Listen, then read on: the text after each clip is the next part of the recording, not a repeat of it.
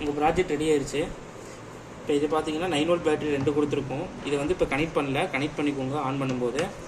அடுத்து 2 IR sensor 2 சிக்னலுக்காக green red.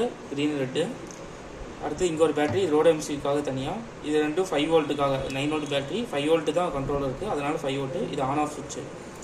இப்போ இது என்ன பண்ணுன்னு பார்த்தீங்கன்னா 2 சிக்னல் இருக்குது.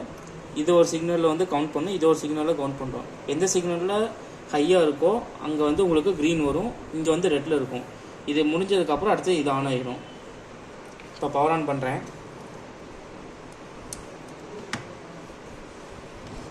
ஓகே, இப்போ இந்த சுவிட்ச் ஆன் பண்ணிடுங்க. போட்டு ஆன் பண்ணிட்டு பார்த்தீங்கன்னா உங்களுக்கு 10 செகண்டு அதுக்குள்ளே எவ்வளோ கவுண்ட் இருக்கோ உங்களுக்கு அதுக்கேற்ற மாதிரி இங்கே வந்து டிஸ்பிளே ஆகும்.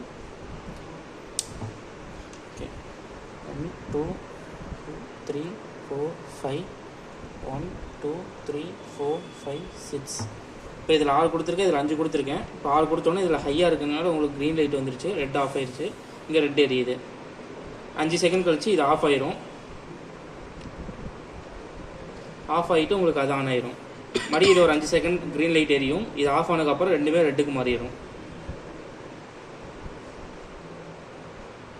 இப்போ நீங்கள் நார்மலாக எப்பயும் போல் சென்ஸ் பண்ணிக்கிட்டே இருக்கலாம். இது க்ரீன் லைட் இருக்கும்போது நீங்கள் சென்ஸ் பண்ணிங்கன்னா அடுத்தது வந்து உங்களுக்கு கவுண்ட் ஆகிக்கும். முடிச்சுட்டு இந்த பேட்டரி கழட்டி விட்டுருங்க, இல்லை சார்ஜ் போயிடும்.